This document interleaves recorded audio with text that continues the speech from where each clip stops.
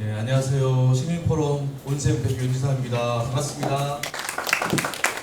바쁘신 가운데 오늘 강연에 참석해 주신 여러분께 진심으로 감사를 드립니다. 제 2회 강연회를 맞이하게 되었는데요. 오늘 강연회부터 12월까지 기획 시리즈를 준비를 했습니다. 광고 보셔서 아시겠지만 아산의 맥을 잇다라는 주제로 오늘 8월은 아산의 문화유산, 9월은 아산의 지리와 역사, 10월은 아산의 문화예술과 관광 콘텐츠, 11월은 아산의 지역경제와 일자리, 12월은 아산의 미래 비전과 전략이라는 제목으로 8월부터 12월까지 기획 시리즈를 준비했습니다. 오늘 오신 분들은 12월까지 꼭 참석을 해주시기를 좀 부탁드리고요. 아산의 과거를 저희가 지금 배우자, 알자라는 또 저희 이제 목적으로 또 시작을 해서 현재 그리고 미래, 아산의 미래에 대해서 저희가 함께 고민하고 토론하는 시간을 갖고자 합니다. 많은 참석 또 홍보 부탁드리겠습니다. 지난번 1회 강연에는 외부 강사를 모셨고요. 오늘은 시민 강사분을 모셨습니다. 시민포럼 온쌤 시민 강사 1호십니다. 굉장히 명예로운 타이틀인데요. 오늘 강사분을 간략하게 소개해드리면 홍승균 강사님은 현재 홍가신 기념과 관장이시고요. 박물관 학예연구사시고 국사편찬위원회 사료조사위원 그리고 온양문화원 이사로 활동하고 계십니다. 온양문화원에서 아산시 문화유산 관련한 주제로 몇 년째 지금 몇 년 되셨죠? 제가 자세하게 소개해 주시겠지만 5년째 이 주제로 강연을 계속 하고 계십니다. 매주 목요일마다. 그래서 오늘은 시간 관계상 1시간 30분밖에 안 되는데요.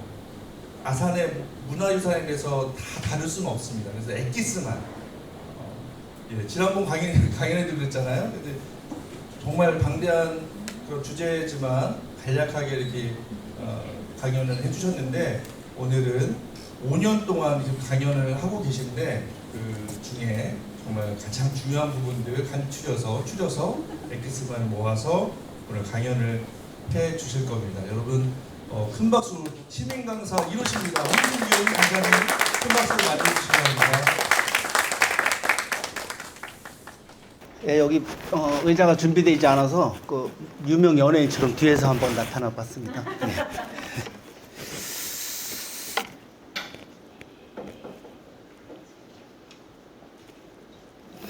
제가 양해 말씀과 함께 제가 더위를 어마어마하게 타가지고 지금 인사하느라고 자켓을 입었고 의도를 좀 벗고 해도 되겠습니까? 예.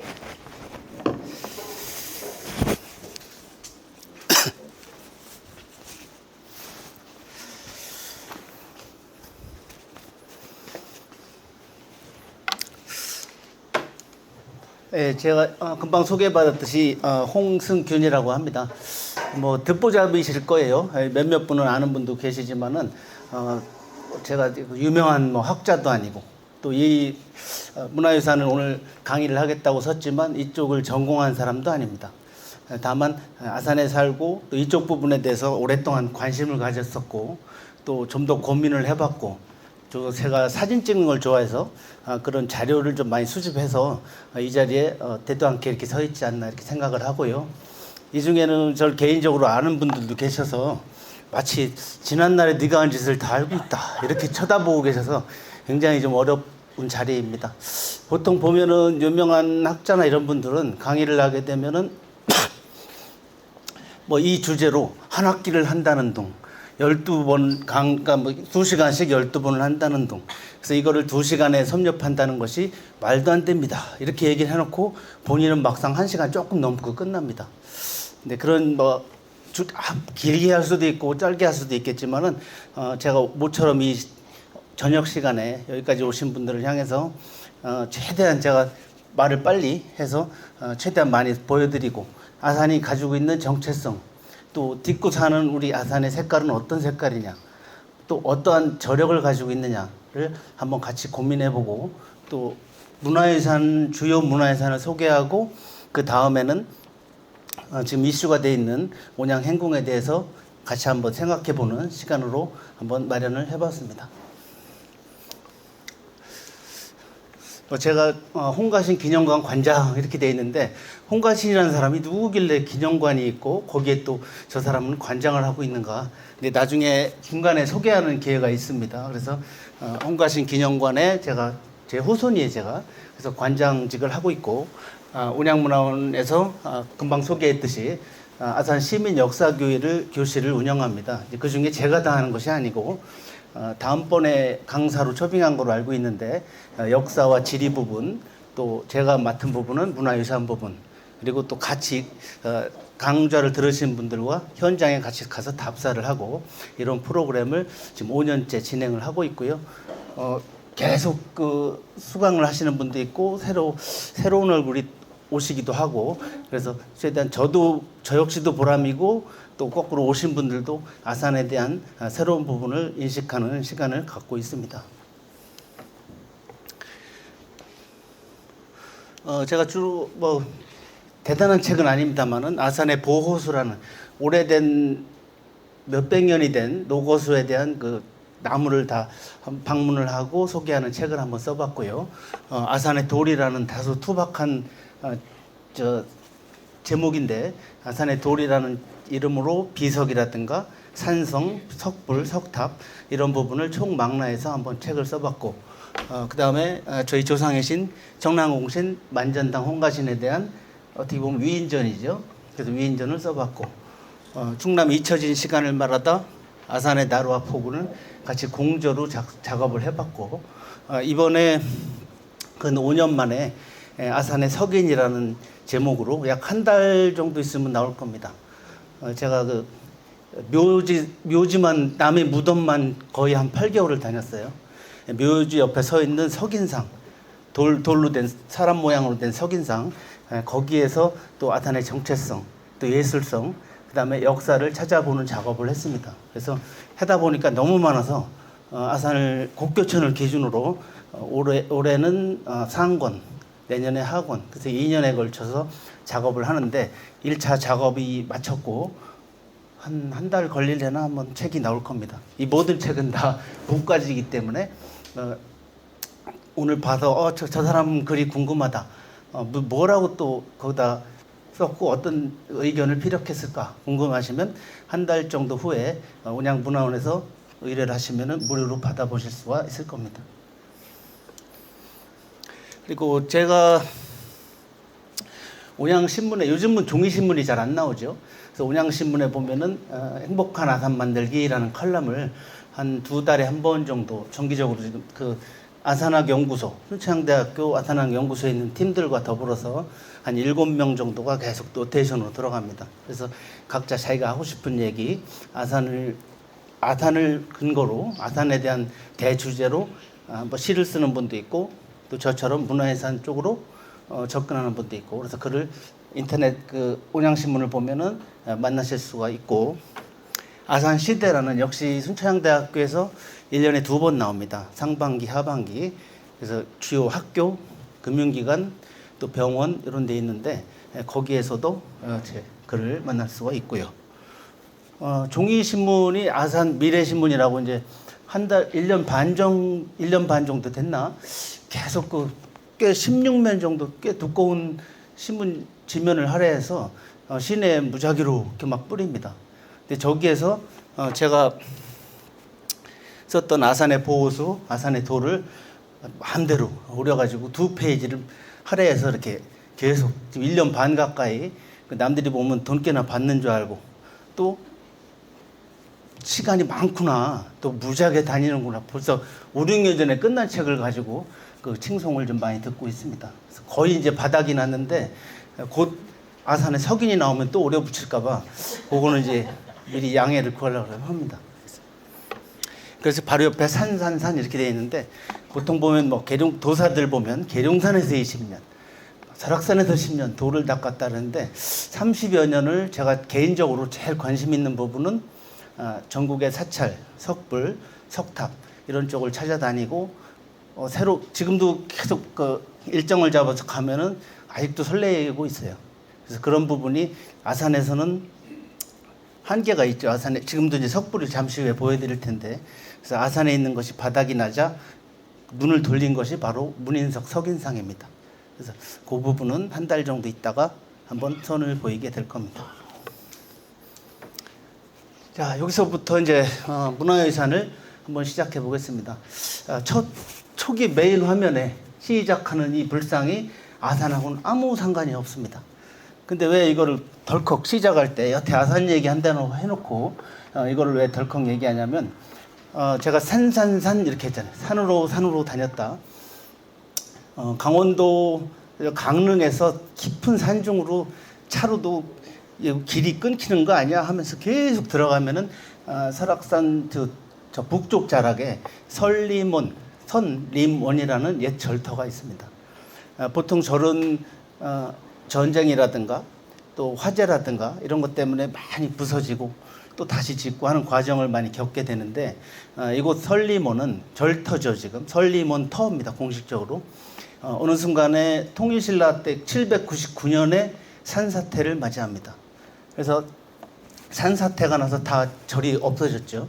땅 속에 있는 흙 부분은 다 세월이 가면서 썩어서 없어지지만 석조물은 남게 됩니다.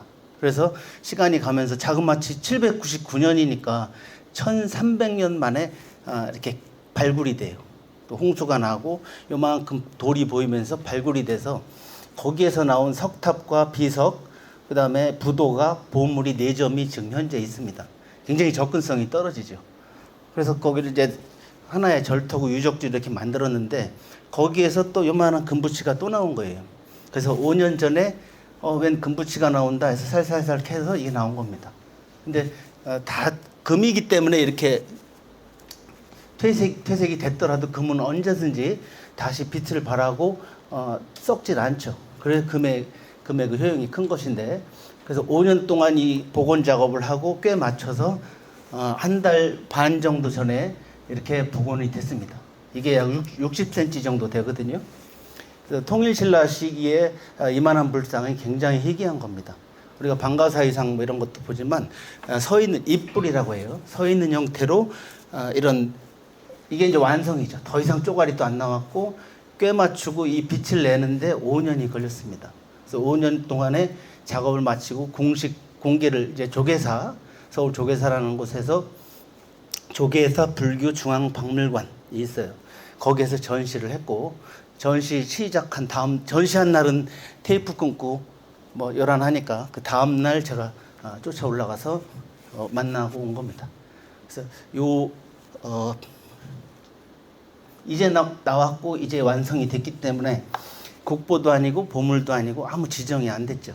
지금부터 뭔가 이제 검토 작업이 들어가서 문화유산으로서의 어떠한 가치가 있는가, 그거를 판별을 할 겁니다. 그래서 이 석불을 대상으로 놓고 과연 문화유산이라는 개념이 어떤 것인가를 시작을 해보겠습니다. 일단 역사성이 있어야 됩니다. 아까 초기 화면에도 제가 역사성에 대한 얘기를 했는데, 얼마나 오래됐는가. 아무리 훌륭한 이 작품이라고 할 수도 있고 종교적인 성물을 작년에 만들어가지고 아무리 요란하게 금은 보화를 다 갖다가 투입을 해서 명작을 만들었어도 역사성이 없기 때문에, 왜냐하면 그 작품에 대한, 이 불상에 대한 판단이 지금 현대에 있는 사람들이 훌륭하다고 한들 또 부족하다고 한들 나중에 그 시간이 가고 거기에 대한 공통 의견이 모아지지 않았습니다. 그렇기 때문에 얼마나 오랜 세월을 가지고 있고 우리 한반도에서 시대를 대변할 수 있는가, 그 역사성이 제일 중요하다. 그다음에 예술성을 꼽고 있는데, 오래됐어도 제가 그 얘기를 합니다. 1000년 전에 개밥그릇이 지금도 개밥그릇이, 그때 개가 먹던 허접한 밥그릇은 지금 1000년 됐다고 해서 그냥 와 할 게 아니라, 그때 못생긴 건 지금도 못생겼고, 사람도 역시 이쁜 사람이 대접받고 잘생긴 사람이 대접받습니다. 그래서 예술성이 얼마나 갖춰 있는가. 그 다음에 희소성. 우리나라 보물로 지정된 것 중에 부여 규암에서 나온 벽돌이 있습니다. 산수문전이라는 벽돌. 그게 이제 일종의 타일이에요. 목욕탕 타일처럼 외벽을 그 법당의 외벽을 쌌을 것이다. 아니다. 바닥돌일 것이다. 근데 그게 외국에 많이 나가서 전시를 많이 했던 제 1순위가 바로 그겁니다. 그럼 보물이라면서 왜 이렇게 외국으로 놔돌렸냐? 많이 나왔어요. 타일이기 때문에, 바닥 타일 내지는 벽면 타일이기 때문에 무지하게 많이 나오니까 몇 점 나가도 이거 많이 갖고 있어요. 그러다 보니까 지금 얘기하는 희소성이 떨어집니다. 어떤 옛날에 큰 법당에 천불전에 있던 불상이다. 그래서 남아 있는 게 똑같은 쌍둥이처럼 불상이 한 400개 남았다. 그러면 또 안 쳐져요. 드물어야죠. 드물고 지구상에 하나밖에. 이 통일신라의 금동불이 이 희소성이 있기 때문에 이렇게 큰 불상 또 이렇게 치기적으로 앞서고 예쁘고, 뭐 종교가 다른 분은 이쁘다고 생각이 안 들을 수도 있죠. 일종의 우상이라고 생각할 수도 있는데, 그런 지금 말씀드린 역사성, 예술성, 희소성을 다 갖추고 있을 때 문화유산으로서 가치를 부여받게 됩니다. 그다음에 대표성입니다. 그 시대를 대표해야 됩니다. 고려청자, 고려시대를 대표하는 항아리죠. 이조백자, 조선시대 풍의 하얀색이면서 어떠한 형태를 가지고 있다. 다랑아리다. 이런 식으로 그 시대를 가장 대표할 수 있는 그런 선두주자여야지 그냥 옛날이나 지금이나 똑같은 막사발은 지금도 흔하게 만들 수 있다 하는 것은 이런 시대를 대표하는 데 있어서 좀 부족함이 있을 겁니다. 마지막으로 가치성. 얼마냐 하는 거지. 얼마냐. 옥션이라고 길거리 이렇게 시골길을 가다 보면 2차선 외곽도를 가다 보면은 경매장 이렇게 아마 보셨을 거예요. 지금도 신라 허접한 그릇은 신라 거니까 대단할 것 같죠. 15,000원 뭐 이렇게 합니다. 흔하기 때문에 그렇습니다. 흔하고 별로 이쁘지도 않고 소재도 투박한 그냥 흙으로 유약을 바르지 않는 톡이라서. 근데 단편적으로 문화유산을 얼마냐라고 가격을 산정하기는 어렵지만은 외국에서 역대 대통령이라든가 외국 순방을 가든가 거꾸로 그 사람들이 올 때는 관례적으로 귀한 선물들을 하거든요. 뭐 아프리카 사람이 올 때는 코끼리 상아도 가져오고, 동남아에서는 뭐 자기의 전통 항아리도 가져가고, 우리가 갈 때도 다랑아리 같은 거를 갖다가 줍니다. 근데 고려 때 다랑아리를 줄 수는 없죠. 지금 잘 만들어서 드죠. 근데 그 사람들이 준 중국 국가 정상이 왔을 때 휘황찬란한 게 왔다. 아프리카에서 코끼리 상아로 정말 폼나고 예쁜 게 왔다. 그게 우리나라 문화유산이 될 수가 없죠. 이 모든 게 안 맞는 겁니다. 역사성도 없고 우리나라를 대표하는 것도 아니고, 그 다음에 예술성은 있을 수 있지만 희소성도 있을 수 있지만 코리아하고는 무관한 거예요. 값어치로만 비슷할 뿐이죠.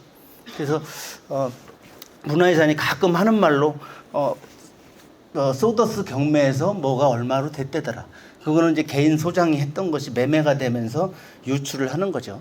하나의 예로 우리가 뭐 국보를 얼마 매매할 수도 없지만은 우리나라의 가장 대표적인 문화유산 중에 하나인 국보 83호 금동 방가 사유상. 경복궁에 가면, 아니 국립중앙박물관에 가면 사유의 방이라고 해서 두 분이 탁 이러고 있죠.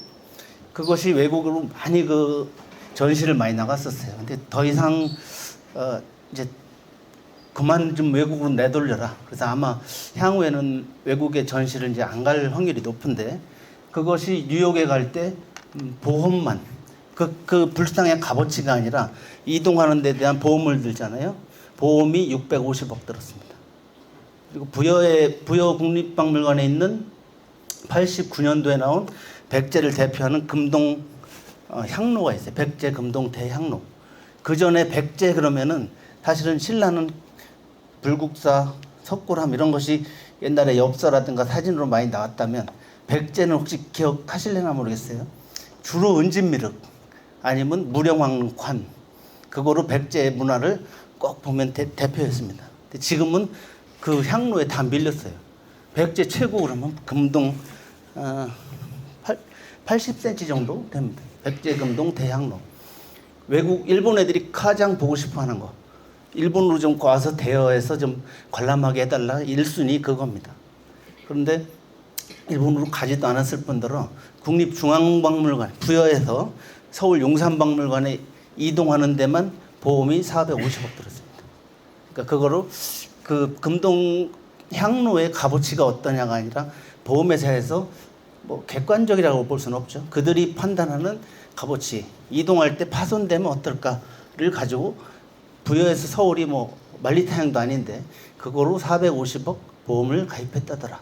그래서 그 정도의 예우라고 할까요? 이제 금전적인 그 평가를 받는다고 보겠습니다. 그래서 이러한 5가지 요소를 제가 말씀드렸는데 이것이 꼭 망고의 진리도 아니고 이거에 부합되는 부분도 있고 안 되는 부분도 있지만 이것이 대체적으로 문화유산, 지금은 문화유산이라는 호칭도 국가유산이라는 이름으로 다시 또 변경된다고 합니다. 문화재청에서 아직 확정적인 리스트를 제가 확보하지 못했습니다. 그러면 이러한 요건에 맞는 아산의 문화유산이 뭔가 이렇게 됩니다. 제가 그 짧게나마 2페이지 분량으로 유인물을 나눠드렸는데 그 부분들이 이제 소위 얘기하는 아산의 대표 국보 보물, 그 밑에 단계가 사적. 사적은 하나의 유형적인 딱 그 규모가 작은 하나의 물체가 아니라 보시다시피 맹시 횡단, 이충무공 묘, 그다음에 이충공 유허. 이충공 유허가 현충사입니다. 그런 식으로 그 공간적인 부분이고요. 그다음에 민속문화재에서 용궁댁, 전에 송중경 가옥이라고 부르던 신창의 용궁댁, 그다음에 참판댁, 윤보선 대통령 생가 뭐 이런 식으로 돼 있고, 도지정 문화재는 우리 아산이 소재한 충청남도죠. 충청남도 국가 문화유산이 국보와 보물이라면 도지정은 충청남도에서 지정하고 보호 관리해야 될 만한 유물이다 해서 유형이 있고 무형은 이제 옹기장, 연엽주, 안중굿 이렇게 했는데 항아리를 만들 수 있는 기술, 도고 금산리, 이지수, 옹기장, 그다음에 송악에 있는 이득성 가옥의 연엽 전통 가용주를 만드는 기능, 며느님 2분이 전수받았죠. 안중굿, 모 스님의 그 충청도 굿은 앉아서 두드리는 거예요. 그래서 안중굿, 민속이라는 부분으로 이제 가옥, 또 기념물 해서 상당히 분류가 어떻게 보면은 좀 주관적입니다만은 상당히 분류가 이렇게 세분화되어 있습니다. 그다음에 도지정 문화재 자료라는 이름으로 이따가 언급이 될 텐데 영계대부터 이제 몇몇 26개, 그다음에 아산의 향토 유산에서 또 31개. 그래서 어떻게 보면은 굳이 등급을 매긴다면 국보로부터 아산시 향토 유산까지 이렇게 쭉 망라가 되어 있습니다. 그래서 여기서 도지정을 잘 관심 있게 보세요. 영계대, 이충공 사적비, 또 어이정, 척합이 뭐 이렇게 나와 있는데 나중에 언급을 하겠습니다. 그럼 여기는 이제 생략 이제부터 이 얘기를 하려고 국보, 혹시 시계가 어디 있습니까? 제가 하다 보면 또 그리고 중간에 내 의견은 틀리다, 또 아니면 그건 아닌 것 같다, 그냥 하셔도 됩니다. 말씀을 중간에 말 끊고 저도 차제에 그럼 배울 거 있으면 배우고 또 말씀 나눠보고 싶습니다. 국가지정 문화재입니다. 국보 76호, 국보 334호, 보물 326호 이렇게 해서 국보 2점, 보물 6점, 몇 호 있죠. 전 지구상에 유적에 대해서 제 국보 보물 몇 호라고 매겨 있는 나라는 일본하고 남한하고 북조선인민공화국 3개 나라입니다. 왜 그렇게 되냐? 일제강점기 때 일본 사람들이 매겼어요. 그래서 자기들 거는 일본에 가면 국보가 있고 한반도에 있는 거는 국보라고 명명을 안 했습니다. 하등민족이기 때문에 그들이 볼 때. 그래서 자기들은 국보가 있고 우리 한반도에 있는 것은 최고가 보물이었습니다. 그러다가 해방을 맞이하고 1963년도에 문화재법에 우리도 이제 국보라는 이름으로 만들어요. 일본이 떠나고 나서 북한도 만들어요. 그래서 국보라는 개념, 리스트를 잡죠. 국보라는 개념, 보물이라는 개념을 재선정하고 그 후에 발굴이 됐다든가 이거는 보물로서 가치가 있다. 또 보물이지만 국보로 선정해야 된다라는 것이 평가를 받으면 등급이 올라가고 이렇게 조정을 하게 됩니다.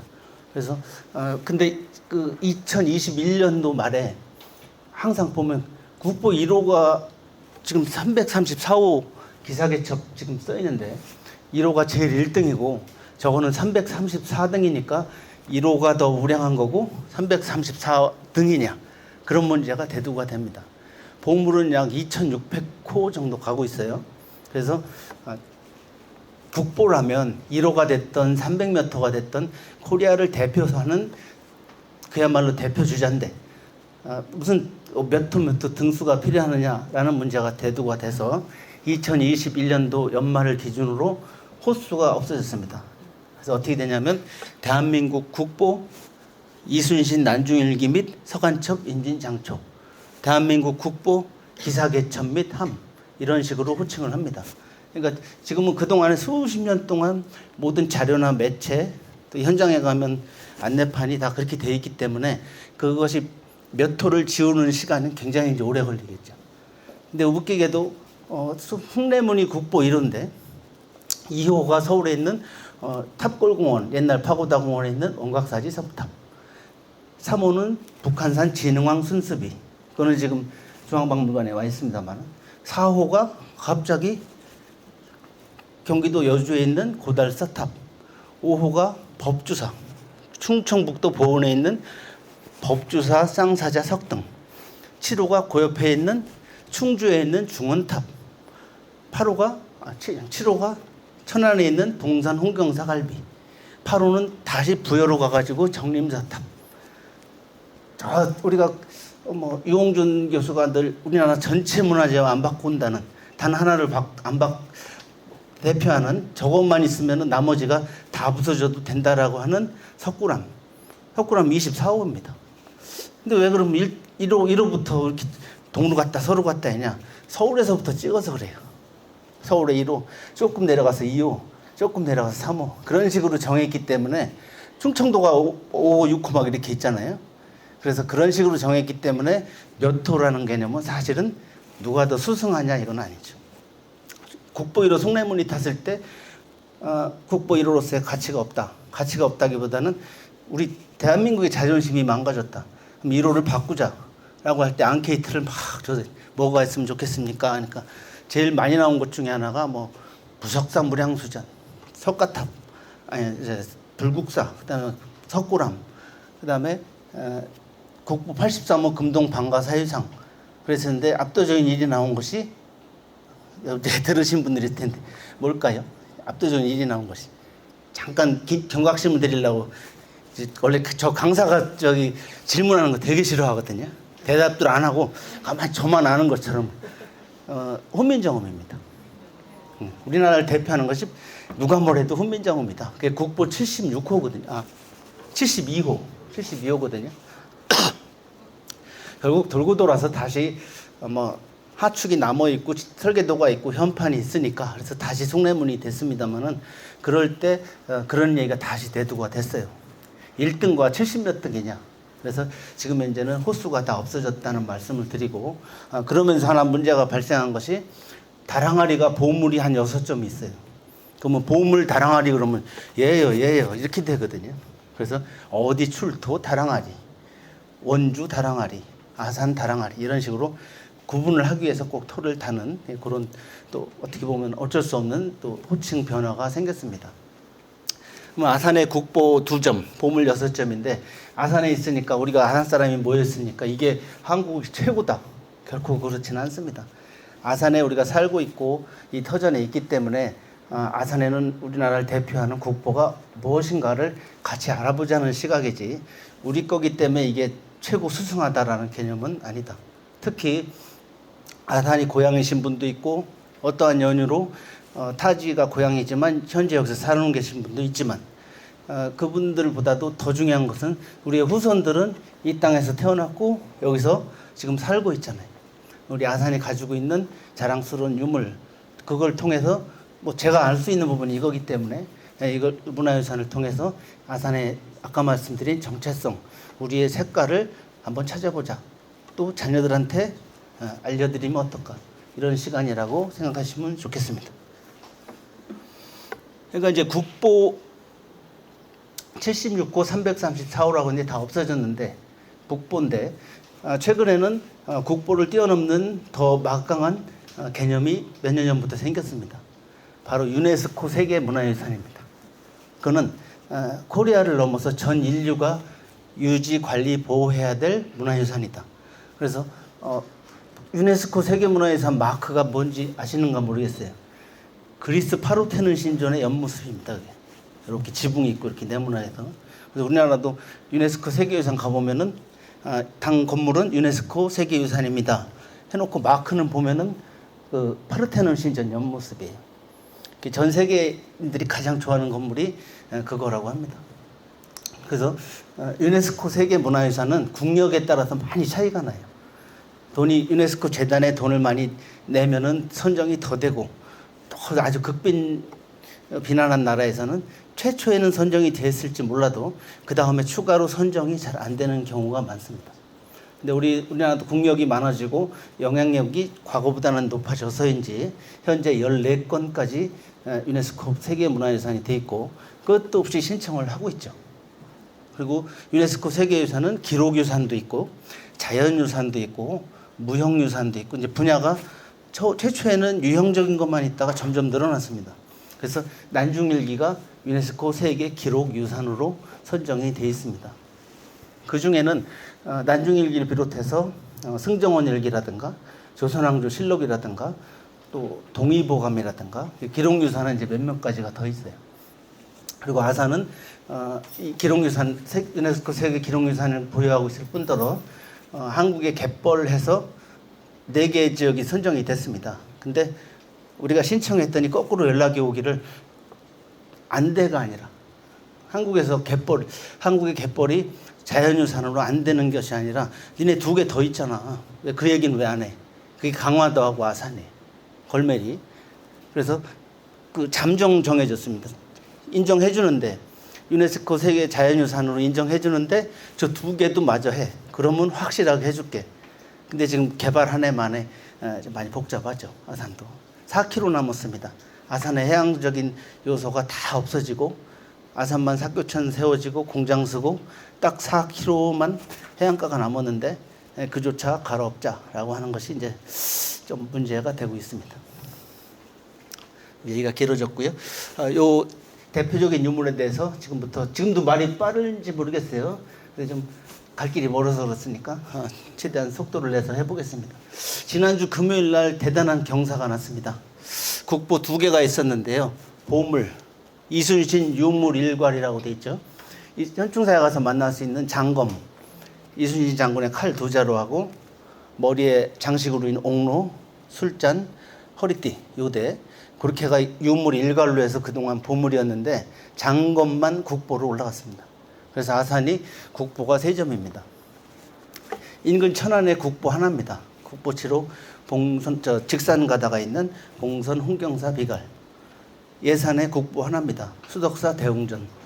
누가 더 국보가 많다고 해서 폼을 잡을 건 아니지만 그래도 우리 아산에서 나라를 대표하는 유물이 쟤네들보다 2개가 더 있다는 것이 기쁜 일이 아니겠는가 이렇게 생각을 합니다. 불국사 같은 절 하나만 그 안에 7개가 있습니다. 부석사에 5개 있고 그래서 숫자가 중요한 건 아니지만 그래도 기존에 칼이라서 대접을 못 받았어요.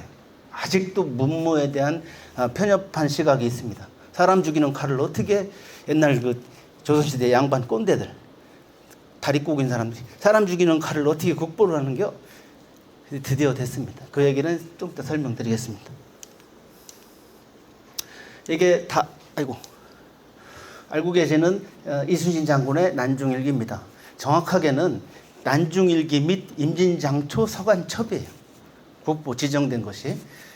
난중일기 7년 동안에 사령관이 이순신 장군이 쓴 일기. 그 다음에 임진장초는 뭐냐면 조정의 전항 보고를 올렸던 장계입니다. 조정의 보고서. 그다음에 서간첩은 충무공이 누구와 이렇게 서신을 교환한 친필 편지글, 그것이 일괄 합쳐서 국보로 돼 있는 건데, 누가 뭐래도 그 중에 난중일기의 가치가 가장 수승하다고 보겠죠.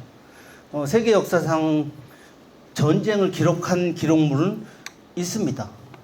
옆에서 그 옆에 비석격이나 참모들이 많이 기록한다든가 기록만 전담하는 사람도 있고요.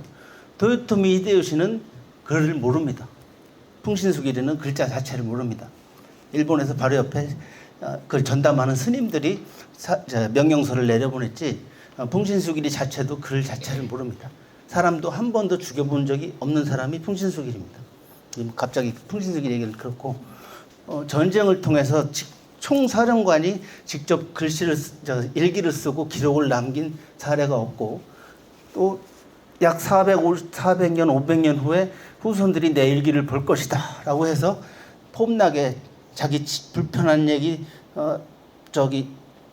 나약한 모습은 다 빼고 폼나는 것만 쓴 것이 아닙니다. 그냥 성실성 그 자체가 바로 난징일기의 가장 큰 매력이자 가치라고 저는 봅니다. 그 안에는 술 먹은 얘기도 그렇게 많고, 배앓이에 술 먹고 배 아파서 토한 얘기도 그렇게 많고, 어머니에 대한 절절한 그 효성에 대한 얘기도 그렇게 많고, 뭐 낱낱이 또 누구하고 얘기했는데 기분 나빴다. 그래서 그 전쟁에 대한 내용뿐만 아니라 모든 인간미, 이순신 장군의 인간미, 지략, 고민했던 부분, 앞으로의 전황을 예측했던 부분이 낱낱하게 다 기록되어 있습니다.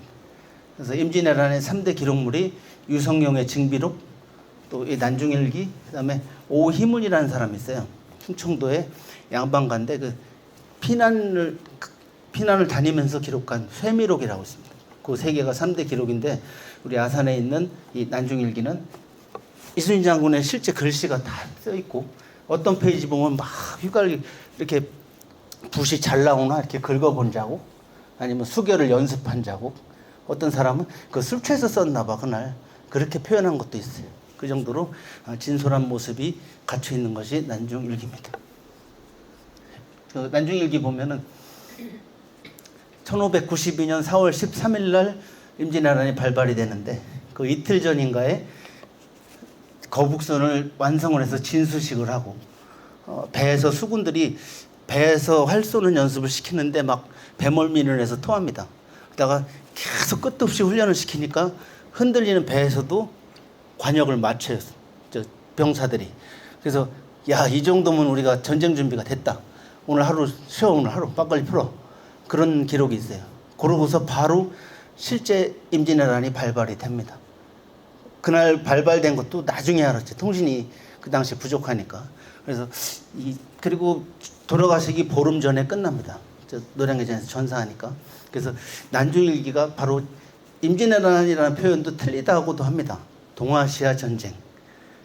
인구 6천만의 중국과 인구 1,000만의 일본, 인구 600만의 조선이 동아시아 3국이 일어난 세계 전쟁이다. 동아시아 국제전쟁 또는 7년 전쟁이라고 바꿔야 된다라는 의견도 많습니다.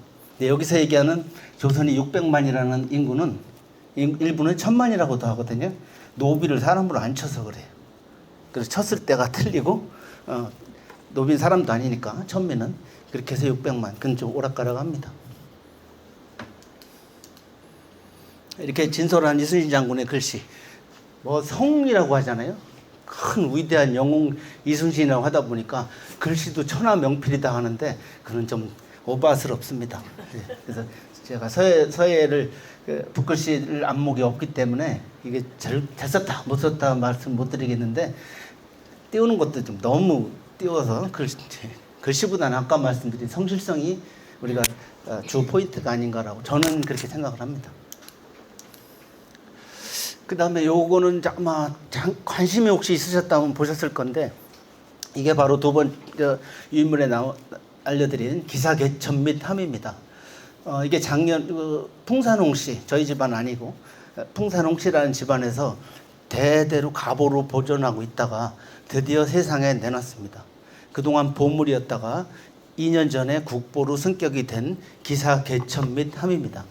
전가보장, 집안에 계속 전래됐다라는 뜻이고요. 겉에 딱 써 있습니다. 폼나게. 그래서 요겁니다.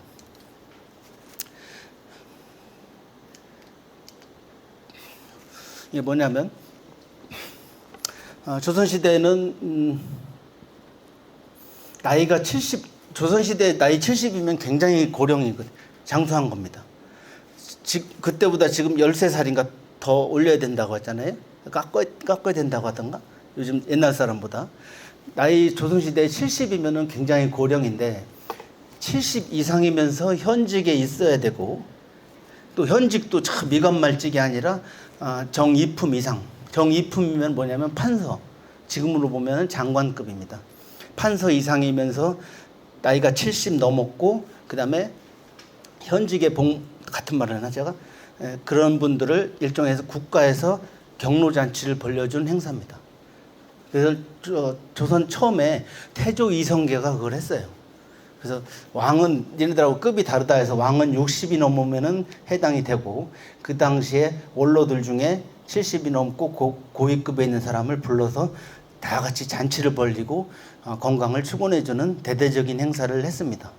근데 태조 이성계 때 한 번 하고 그다음부터 왕자의 난이 일어나고 전국이 또 계유정난이 일어나서 뭐 세조가 조카를 죽이고 그래서 정신이 없다가 또 임진왜란이 나고 그러다가 또 병자호란이 나고 그래서 그 어떻게 보면 아름다운 그 관례가 없어졌는데 숙종이 대체적으로 숙종이 두 번째인가 나이가 많습니다. 역대 왕 중에 영조가 82세까지 살았으니까 그래서 숙종이 제위 왕으로만 46년을 생활했는데 숙종이 59세 때 그 세자와 대신들이 우리 기로소를 그게 임시관청 그 경로잔치를 하기 위한 임시관청이 기로소입니다.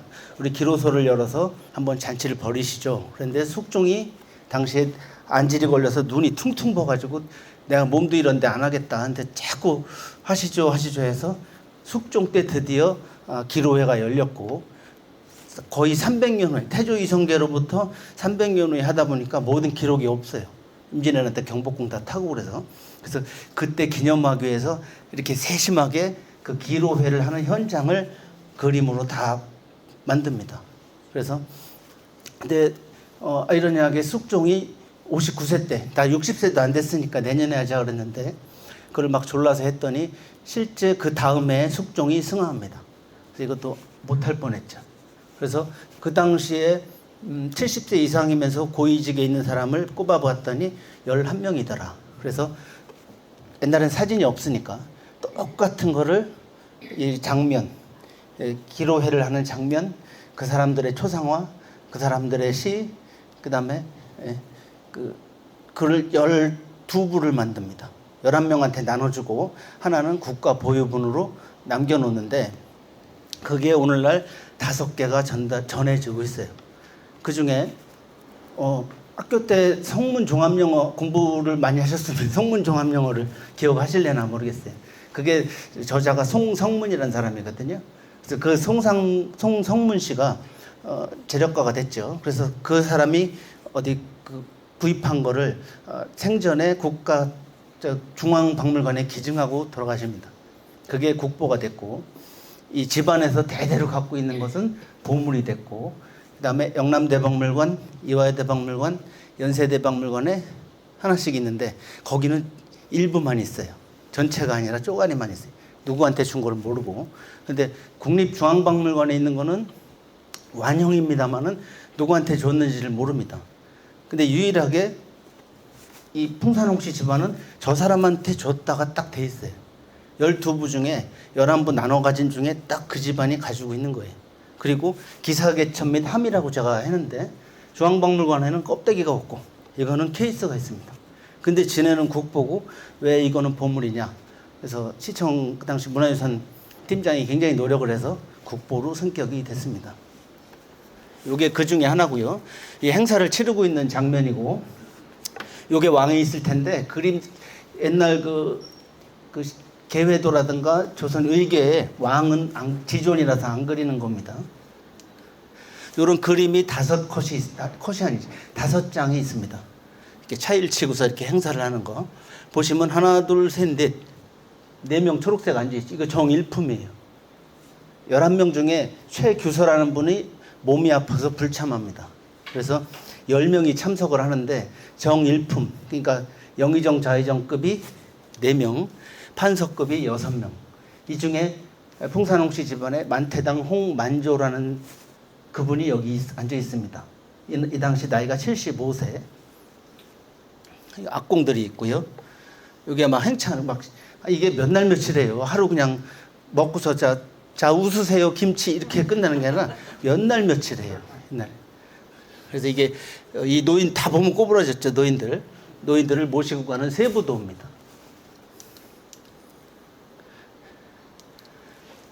아까 제가 10분 있다는 분의 가까이 가서 찍은 모습들. 이렇게 여기 더 직급이 센 사람들이죠. 나이가 더 많은 게 아니라 직급이 센 사람들. 뒤에서 등 받치고 있는 거 보세요. 허리 아프니까. 앞에 저 옛날 응답하라 덕선이네 마냥 떡을 이렇게 수북하게 싸놓고 여기에 정이품들, 판서급들, 지금의 장관급들이 여기 계신 겁니다.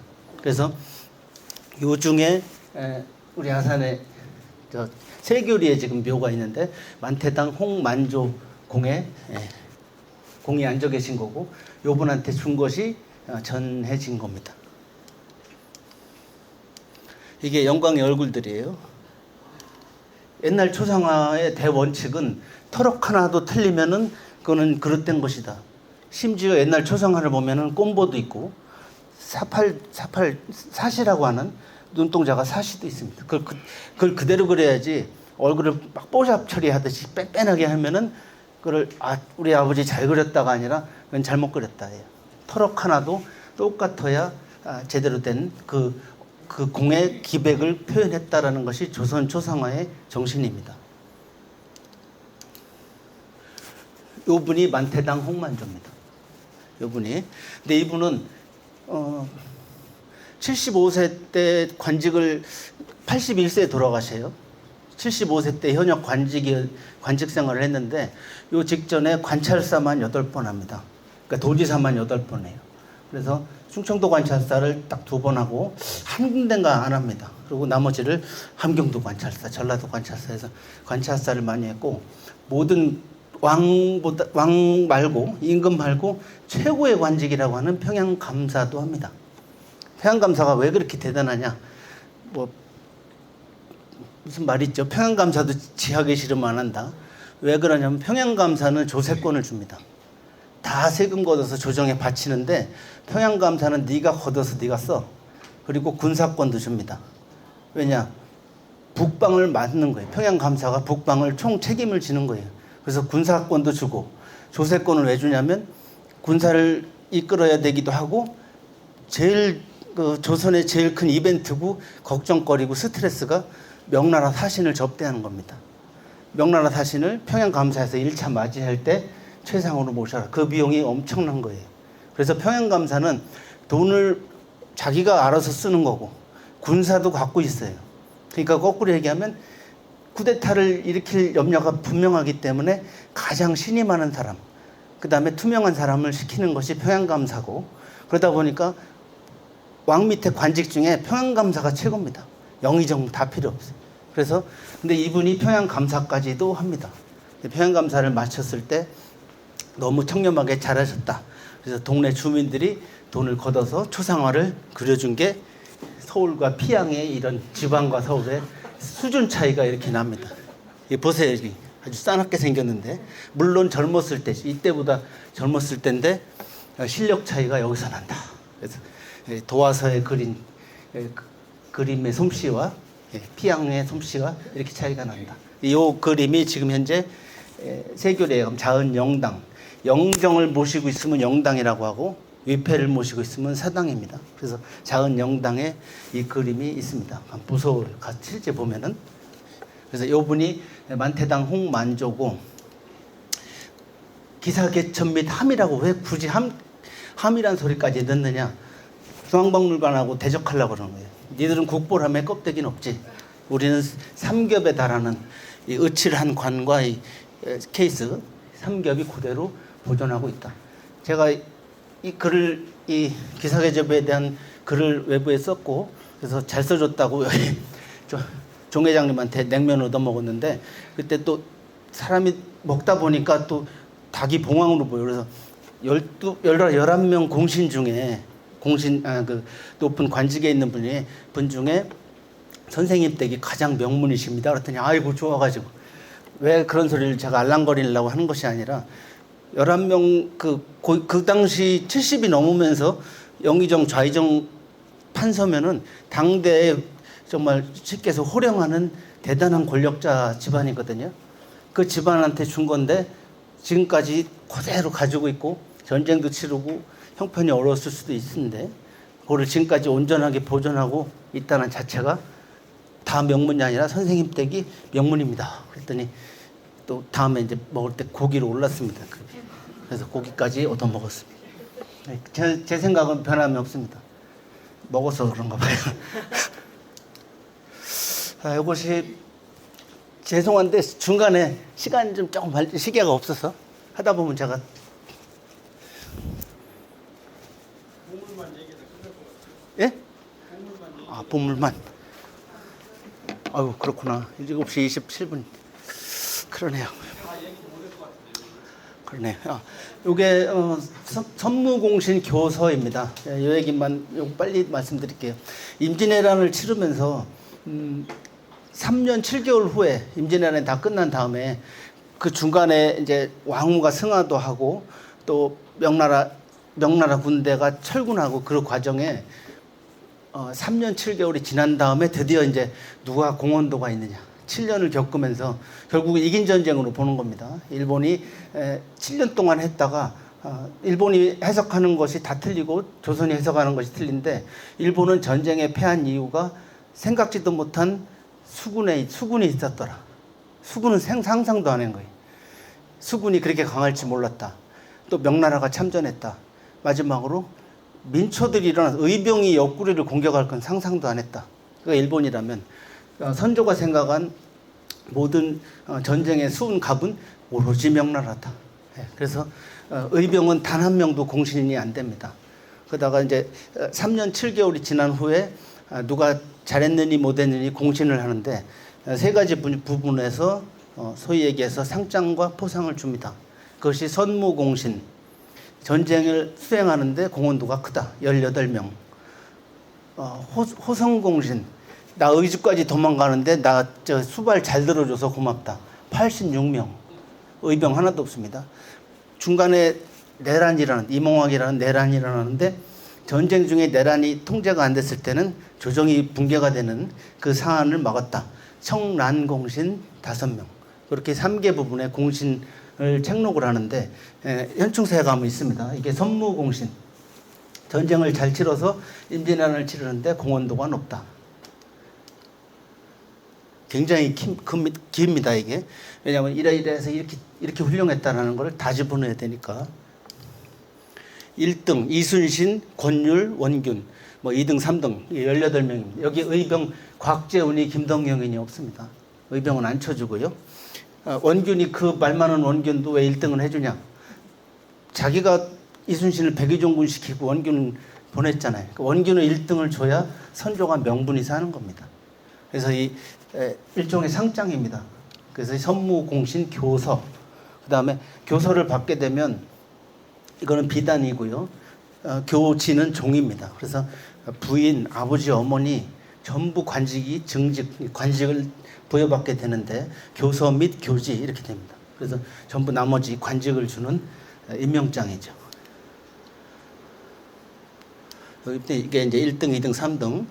이게 바로 이제 선무공신이고, 이게 이제 저희 조상이십니다만은 이게 여기 청란공신, 옛날에 홍주입니다. 홍주성에서 일어난 이몽학의 난을 평정을 했다.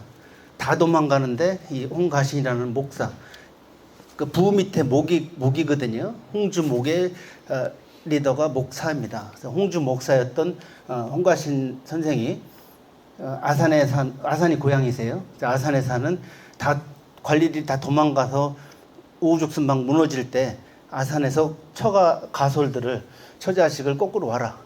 그래서 홍주로 오게 됩니다. 그래서 도망가지 않고 수송하려고 하는구나 해서 민심이 수습되고 결과적으로 이제 그 반란을 막았다 해서 그 공헌도가 있는 분 5명이 청란공신입니다. 1등 홍가신. 그래서 염티읍 대동리에 홍가신 기념관, 그러니까 묘가 있고 저희 기념관이 있고 이 국가 보물이 있기 때문에 기념관을 조성했고요. 제가 인건 비싼 제가 관장으로 있습니다. 그래서 1등, 2등, 3등 이렇게 해서 거기에 모셔 있고 저희 유호죠. 저희 기념관과 현충사는 고개 하나 사이거든요. 두 분이 사돈이에요. 이순신 장군 딸과 이분의 넷째 아들이 결혼한 사돈지간입니다. 나이 2살 차이고요. 그 다음에 이것이 아산에 역사박물관이 없기 때문에 지금 아산시에 기탁을 했는데 한시적으로 충남 역사박물관에 가 있는데 이게 호성공신 아까 86명 말씀드렸죠. 임진왜란 딱 나니까 도망가고 의주까지 가서 명나라한테 망명하겠다고 그래요. 선조가. 그래서 중국은 도저히 안 믿긴다. 일본한테 그렇게 빠른 시간에 망가지고 왕이라는 놈이 어떻게 중국에 망명하겠다고 할 수가 있느냐. 그래서 옛날에 이 선조를 봤던 신하를 보냅니다. 걔 얼굴이 맞나 확인하라고. 그렇게까지 했는데 결국 한 100명 정도만 들어라. 그랬더니 선조가 그리고 옆에서 뜯어 말려서 이제 결국 의주에서 있다가 명군이 참전을 하게 됐는데 86명 중에는 마부, 북녀, 그다음에 이렇게 참모, 그러니까 천민들이죠. 허드렛이라는 그런 사람들이 20명 정도 됩니다. 그 전쟁이 발발하고 다 도망간 거죠. 그래서 의주까지 갔을 때 문무 대신들을 봤더니 17명 따라왔어요. 그래놓고 나중에 이 농공행상을 할 때는 어디 저런 잡것들을 공신을 주면 됩니까? 지들은 다 도망가 놓고 그렇게 했던 것이 바로 호성공신입니다. 그래서 어떻게 전쟁은 7년 동안에 18명 주면서 자기 어떻게 보면 수발 들고 치닥거리 한 사람은 자그마치 86명이나 주느냐. 이게 잘못된 거다. 그런데 한편으로는 그렇게 해서 종묘와 사직을 지킨 것이 수승한 건지 병자호란 때 일본이 1592년 4월 13일 날 13만 5,787명 들어옵니다. 숫자까지 딱 나와요. 배 2,000척. 거기에 20일 만에 한양이 망가졌는데 점령당했는데 그로부터 31년 후에 병자호란 때는 3만 8천 명한테 여진족한테 만주족한테 3만 8천 명한테 또 공식 항복을 합니다. 인조가. 몇 배 큰 일본도 버텨냈는데 외란 이후에 그 얘기하면 길지만은 그래서 그때 완전히 인조가 공식 삼고도래하고 항복을 하고 세자가 다 볼모로 끌려가고 수많은 여인들이 도륙을 당하고 고초를 겪고 백성들도 거기 가서 노비 생활을 하게 됩니다. 그럼 뭐가 더 그렇게 해서라도 도망가서라도 지키는 것이 낫을까? 아니면 당당하게 자존심 세우다가 그렇게 망가져서 국가가 다 전복되는 위기를 하는 것이 낫는가? 거기에 대한 판단은 지금 후대에서 여러 가지 해석이 필요하지 않나 이렇게 봅니다. 근데 왜 요것까지 보여드리냐면 이 중에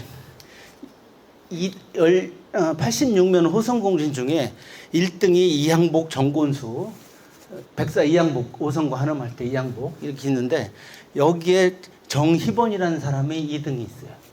그게 온양 사람입니다. 온양정 씨 나중에 시호를 받은 게 온성군 정희번입니다. 이분은 잘 모르거든요. 그래서 이 집안에서 가보로 갖고 있던 것을 내놨습니다. 이제 보물급이 안 돼요. 양쪽이 많이 손상이 됐습니다. 우리나라가 조선 때 총 28건에 대해서 공신책록을 하고 교서가 다 발부를 했는데 교서만으로 보물이 된 것은 10건입니다. 그 중에 이제 아산이 2개를 가지고 있고 천안이 유관순이 있기 때문에 독립기념관이 천안에 쓰고 마치 독립운동에 관한 천안이 메카인 것처럼 하듯이 우리 아산은 이 사람도 정희번이라는 분도 이순신, 홍가신과 다 2살 터울. 한 동네 사람이고 동시대 인물이고 여기는 도고가 집이거든요.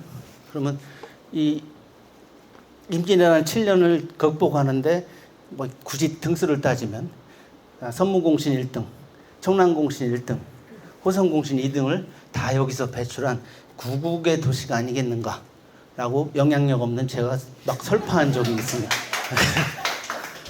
네, 이건 나중에 역사박물관이 세워진다면 다시 폼나게 모셔서 좋은 자리에, 왜냐하면 저희도 홍가신 기념관이라는 공간이 있고 현충사도 알다시피 현충사 박물관이 있고, 그러니까 가져올 수는 없고, 그래서 공간만 있다면 하시라도 올 겁니다. 그래서 1등 공신 2분, 2등 공신 3개 부분에 모두 영광스러운 인물을 배출한 도시다라고 생각을 합니다.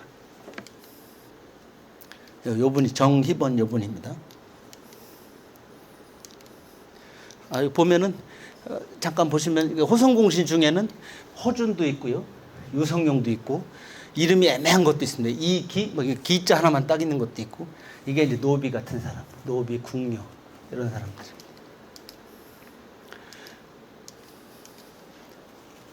이게 다 아시다시피 이순신 장군의 장검입니다. 하나가 197cm, 하나가 193cm, 두 자루인데요. 아직도 지난주 금요일 날 국보가 됐는데 아직도 갸우뚱하는 사람이 있습니다. 이거 일본 칼이다. 일본도 상당히 비슷하게 생겼죠. 근데 그 당시에는 서로 무기 제작 기법을 서로 스파이, 그 당시에도 스파이가 있어요. 서로 투입해서 베끼고, 전쟁 초기에 조총 소리에 다 도망갔던 조선이 전쟁 말기쯤에는 일본 조총보다 더 우량한 조총을 만들어냅니다.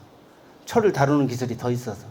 근데 일본은 일제강점기에 끝도 없이 자기들 거라고 그랬어요. 조선에서 이런 니네 칼을 만들 능력이 말도 안 된다, 일본 칼이다라고 했는데, 여기에 다 써 있습니다. 칼에 태귀련이라는 사람, 이무생이라는 사람이 칼을 만들었다.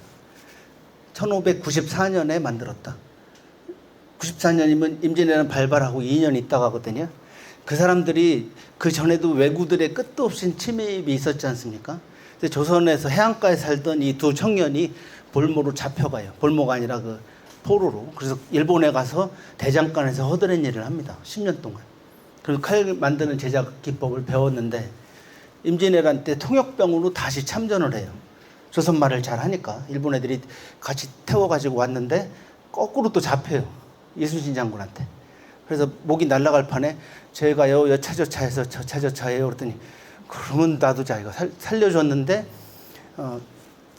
그 일본에서 갈고 닦은 기술을 최대한 발휘해서 두 자루를 만들고, 요거를 쓴배라고 합니다. 여기를 조선의 전통적인 쓴배, 이 가오리 피, 이 가오리 가죽으로 X자로 만드는 형태예요. 조선적인 칼의 대표적인 전형입니다. 그래서 일본의 날을 만드는 기술을 채용한 것은 맞습니다.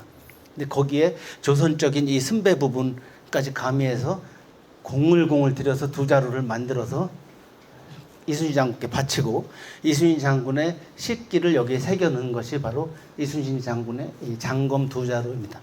국내에 이거보다 더 우량한 칼을 못 봤습니다. 저는 딱 보면 옛날 칼은 정조 때 무해도보 통지라는 무기에 대한 또 군사 기법에 대한 책이 나오는데, 실전 칼은 110cm밖에 안 돼요.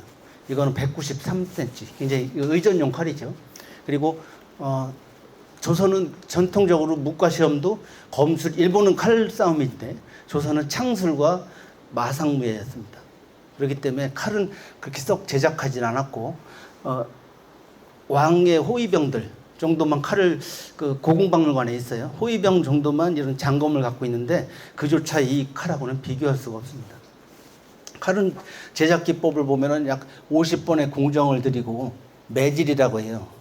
많이 두드릴수록 안에 탄소 성분이 날아가서 부러지지 않으면서 휘어집니다.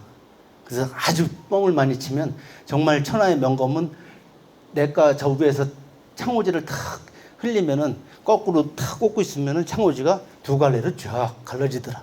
그런 뻥 같은 얘기를 하고, 이렇게 머리카락을 훅 불면 비었다. 이제 안 해봐서 모르겠습니다. 그래서 아까 설명드렸듯이 사람 죽이는 칼을 어떻게 국보를 할 수 있느냐가 그동안의 선입견이어서 계속 노력이 됐어요. 그리고 장검 및 유물 일괄로 돼 있죠. 요게 이제 이순신 장군의 글귀입니다. 요거까지는 시간이 그러니까 막 석자 칼로 막 휘두르겠다 이렇게 써 있고 같이 보물로 돼 있었습니다. 지난주 목요일까지 도배 술잔이죠. 그 어렸을 때도 보면 이순신 장군이 이거 입댔던 자국이구나 이거로 한잔을 하셨구나. 전쟁 노량해전 참전하기 보름 전에 파총 진국경이라는 명나라 군 장군이 존경의 뜻으로 선사한 겁니다. 요대 배가 이만해가지고 이순신 장군이 배가 나왔구나 이렇게 크구나 아니고 전쟁 마무리 한 달 전에 왕원주라는 명나라 장군이 선물한 겁니다. 이번에 이제 그 케이스가 나왔어요 종갓집에서. 그래서 같이 그 옥로도 이거는 출처가 불명한데 거의 동시대의 명나라 제품으로 봅니다. 메이드 인 차이나입니다. 네. 그래서 요거는 보물로 남겨놓고 장검만 드디어 격상이 돼서 국보가 됐고요. 그래서 아산이 보물에서 이제 국보 세점인 도시가 됐습니다. 송악의 평촌이라는 곳에 가면 용담사라는 사찰에 있는 평촌이 약사불입니다. 근데 제가 실력 없는 사람이 떠들다 보면 시간이 촉박한 관계로 나머지 보물을 조금 빠른 속도로 가고 마지막 하고 싶은 얘기를 운양 행궁에 대한 얘기를 좀 해보겠습니다. 이게 5m 30cm 굉장히 크고요. 우리나라 제가 아까 석불을 많이 찾아다녔다고 했는데 우리나라 대표적인 멋쟁이 미남형의 석불입니다. 평촌리에 있는 약사열의 불, 약합을 들고 있죠. 중생의 기아와 질병을 보살피는 부처입니다. 겨울에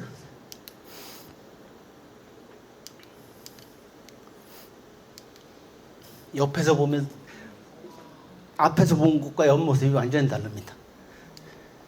얼굴이 크죠. 대체로 옛날에 석불이 5m 30을 사다리 타고 앞에서 빤히 쳐다보는 사람은 없습니다. 밑에서 보는 신자들, 밑에서 보는 기도하는 사람의 눈초리를 감안한 비례에 맞춘 얼굴의 크기입니다. 얼굴만 110cm입니다. 이게 그 온주동, 지금 먹거리촌이라고 막 돼 있는 온주동에 있는 당간지주입니다. 이거를 아산에서 누구라고 얘기 한번 하고 굉장히 존경받는 원로가 이거 뭐예요? 그랬더니 이게 옛날에 죄인들 목매달아 죽였던 목매달아서 고문하던 그 용도로 썼던 거야. 그래서 아유 그러시군요 이렇게 했는데 이게 당간지주라고 해서 전국에 한 85개 정도 남아 있습니다. 더 큰 것도 있고 작은 것도 있고 하나만 남은 것도 있고 쓰러진 것도 있고 요겁니다. 국기봉입니다. 여기서부터 절입니다라는 옛날 사찰의 입구에 있는 표시입니다. 그래서 요거는 미니어처예요. 삼성에서 어디 누가 훔쳐온 것 같다 사서 삼성 애들이 지금 전시해 놨는데 요 부분입니다. 요거 양쪽에 봉이 있죠. 국기봉 밑에 그리고 국기대죠. 국기봉을 매다는 대. 이게 당간지주. 보통 당간지주 대비 당간은 요 가운데가 당간이라고 합니다. 당간은 4배에서 5배 봅니다. 그럼 여기에 이 당간지주가 4m 10이니까 당간은 약 20m 될 거고요. 20m짜리 구조물이 여기서부터 절입니다라고 할 때는 뒤에 사찰은 초가집인데 그렇게 세우겠습니까? 엄청나게 컸다는 소리죠. 지금의 온양 향교자리 일대가 대찰이 있었다는 뜻인데 별로 이쁘지도 않고 용도도 없고 구들장도 쓸 수도 없고 쇠붙이는 다 갖다 팔아먹고 그래서 돌만 남아 있는데 이 자체가 굉장히 보존 상태가 좋아서 국가 보물입니다. 이 철당간일 수도 있고요. 유년 시절에 나무로 된 전봇대도 보셨을 거예요. 그래서 나무로 쓰기도 하고 아주 독특하게 이게 대구박물관 앞에 전시 이렇게 조형을 만들어놨는데 꼭대기에는 용 머리처럼 해놓고 목젖에 도르래처럼 해서 깃발을 내려놓는다. 깃발은 당이라고 하고요. 번이라고 하는 거는 이렇게 둥그래가지고 고속도로변에 보면 이렇게 바람 불 때마다 이렇게 갔다 하는 그런 형태로 절을 표시합니다. 이건 아닙니다. 이거 어서 오십시오. 이건 아니고 바람 부는 대로 움직이는 그런 형태의 소수서원이 옛날에 숙수사라는 절이었거든요. 거기에서 발굴된 요 머리 부분만 있습니다. 숙수사에. 그래서 이거 우리나라 철당가는 4개 남아 있는데 청주 가면은 시내 한복판에 용두동이라는데 우리 아산에 있는 거는 요 돌 2개죠. 그래서 요 철당간 청주에는 이렇게 이것도 보물입니다. 이건 보문 법주사고 특이하게 우리나라 3군데 나주, 담양, 부안 돌로 된 석당간도 이렇게 잔존하고 있습니다. 그래서 어쨌든 이 당간을 지탱하기 위한 당간 제주 그것이 이제 아산의 보물 중에 하나고 여기 염티에 있는 세심사라는 절입니다. 이것도 문화유산이고요. 탑도 이 안에 흙으로 만든 불상도 문화유산입니다만은 여기에는 목판이 있습니다. 불설 대보 부모운중경 목판.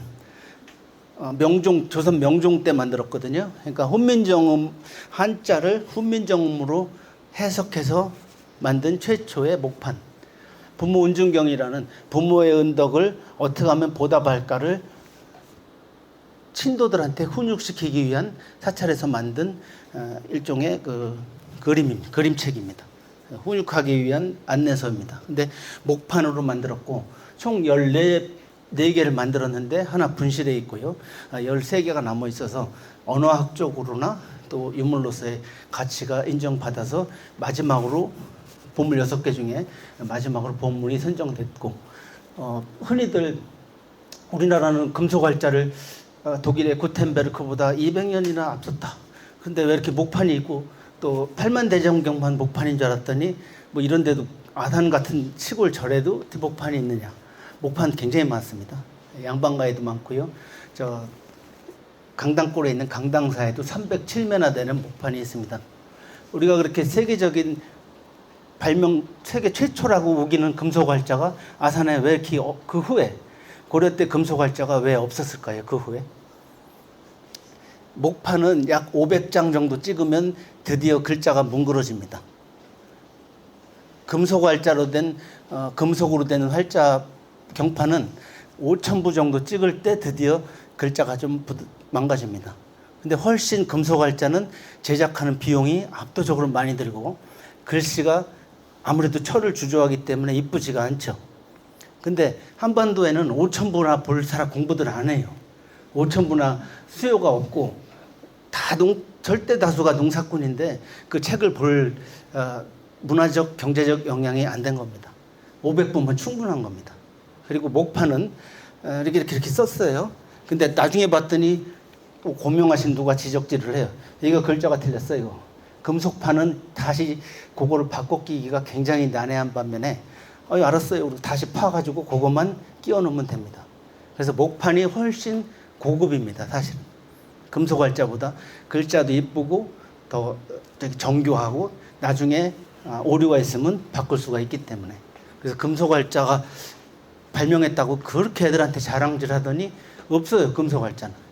그리고 구텐베르크보다 200년 앞섰고 그걸 찍은 직지를 프랑스 애들이 안 갖다 준다 하는데 개성에서 나왔습니다. 그걸 누가 갖고 왔는데 출처가 개성 만월대에서 나왔다고 하면은 유통시킨 사람도 죽고 국가보안법에 걸리고 저도 들었는데 개미자라고 해서 몇 개 돌아다닙니다. 직지보다 훨씬 한 100년 정도 앞선 금속활자가 나중에 통일이 되거나 시간이 가면 더 밝혀지지 않겠나. 직지 그 옛날 찍은 거 학원 안 준다고 뭐라고 할 게 아니에요. 원판이 있어요. 코리아에. 요게 이제 목판인데 헷갈리실 텐데 요걸 종이로 찍으면 이렇습니다. 어머니가 만삭에 아이를 품고 있는 모습, 아기 씻기는 모습, 밖에 여기 아기 씻기는 모습이고 보듬고 있는 모습. 말 안 듣고 나가지 말라는데 어머니 걱정하고 밖에 나들이 하는 모습. 한때 백세주 처음 나왔을 때 술집에 가면은 이렇게 포스터에 있습니다. 저기 젊은 사람이 노인네 종아리를 때리고 있어요. 근데 왜 그러냐면 노인네가 아들이고 젊은 사람이 아버지예요. 얘가 백세주 먹고 나처럼 건강하라 했더니 내 말 안 듣고 백세주 안 먹어서 이렇게 늙었다고 종아리 때리는. 이 100세 된 어머니, 80세 된 딸입니다. 이게 100세가 돼서도 다 꼬부라졌어도 100세가 됐어도 내 80대 된 자식이 안타깝고 보듬는 이 모습, 이 부모 세심사 있는 그 부모의 은혜를 알아야 된다라는 한 장면입니다. 요건 빨리 나부터. 요게 은봉 중학교 앞에 아산 온천 들어가는 충무공비에서 들어가는데 거기에 요런 집이 하나 있어요. 여기 앞마당에서 나온 이게 금고라고 합니다. 금북, 쇠북이라고 하는데 거기 앞마당에서 나온 거예요. 모든 문화유산은 훌륭하고 역사성이 있고 값어치가 있고 그걸 어떻게 증명할 거냐? 누가 만들었느냐? 언제 만들었느냐? 왜 만들었느냐가 있을 때 외형이 아무리 보존이 잘 됐어도 그 기록이 있을 때 최고의 가치로 칩니다. 이 금고 이게 더 멀쩡하고 이게 좀 못생겼는데요. 퇴락이 많이 됐는데 지금 온양 민속박물관에 있어요. 동시에 두 개를 하면은 이 조명에 상할까봐 정기적으로 바꿉니다. 두 개를. 요 두 개가 세트로 해서 차세대 보물로 지금 신청이 돼 있고 2년 넘게 지금 미뤄지고 있는데 주문한 게 지금 예약된 게 2만 건이 넘는다고 그래요. 그래서 거의 100% 확정을 된 다음 차세대 아산의 보물입니다. 이 천수원이라는 이게 절 이름이에요. 은봉 천수원에서 13금 8량이라는 구리를 쏟아부어서 동양도인 연여라는 사람이 만들었다. 1162년 고려 의종 16년 요 외 테두리에 쫙 써 있습니다. 그래서 온양 민속박물관에는 아산에서 유래한 유물이 딱 3개밖에 없어요. 그 안에 마당에 2개. 옛날 술도가에서 하던 욕조하고 이 기자석 하나. 그다음에 안에는 이거 하나. 이거밖에 나머지는 다 외부에서 가져온 건데 이게 보물로 선정될 거고 역시 우리 명확하게 은봉 들판에서 나왔다. 그 노인 돌아가셨는데 그분이 엿바꿔 먹으러 갔다가 이 안에 이게 징처럼 안에 펑 뚫려 있거든요. 그래서 열장사가 이거 안에 흙 다 파내기 전에는 무게 안 쳐줘. 그래가지고 군청에 갔더니 에이, 이런 걸 여기 가져오면 뭐한 저기 민속박물관에 요새 그런 거 모으는 것 같으니까 가져가셔. 그래서 막걸리 한 잔 얻어먹고 주고 간 건데 지금 보물로 지정될 확률이 높습니다. 예? 이 절에 보면은 이렇게 툇마루 위에 이렇게 있습니다. 지금은 법당 안에서도 있는데 이게 징이에요. 꽝꽝 치는데 옛날에는 사찰에 시계가 없을 때 밥 먹어라 모여라 주지스님이 화가 났는데 전달할 게 있다. 종으로 합니다. 종 2번 치면 모여라 3번 치면 주지스 화났으니까 다 각자 숨어라 이렇게 종으로. 그리고 그 전에는 전쟁용으로도 썼습니다. 뭐 공격 앞으로 그 들판에서 공격 앞으로가 어디 있어요? 퇴각하라. 저 장군은 목청으로 옛날에 뽑나? 그건 아니지 않습니까? 그래서 종으로 북이나 이걸 했는데 사찰에서 들은 얘기는 뭐냐면 조선왕조 500년 동안에 다 산으로 들어갔잖아요. 들어간 게 아니라 산에 있는 절만 남고 시내는 다 부서졌어요. 양반이 뜯어서 자기 별장으로 쓰고. 근데 사찰이 그 경제력이 이제 먹고 살 방법이 없어요. 그래서 산에 있으면서 목숨줄이 뭐냐면 임산물이에요. 버섯을 채취하거나 잣을 채취하거나. 그래서 또 땔감도 서민들한테 또 큰 나무가 민가에는 다 뱄으니까. 그래서 산을 지키는 것이 굉장한 지상의 과제였답니다. 그래서 젊은 스님들은 수행 안 하고 각자 산속에 이렇게 박아놔요. 그래서 누가 함부로 나무를 채취하러 온다든가 배로 온다든가 하면 아유 우리 절 거예요. 저리 가요. 그거 했는데 때 돼서 시간을 모르는 거예요. 그래서 밥 먹으러 오라고 칠 때 이걸 했다. 이런 사찰에서 얘기도 들었습니다. 그래서 금고, 금구, 쇠북 이런 일이 많이 있습니다. 전국에. 청주박물관에는 약 20여 기가 있는데 제일 중요한 거 이게 있으면 다 끝나는 거예요.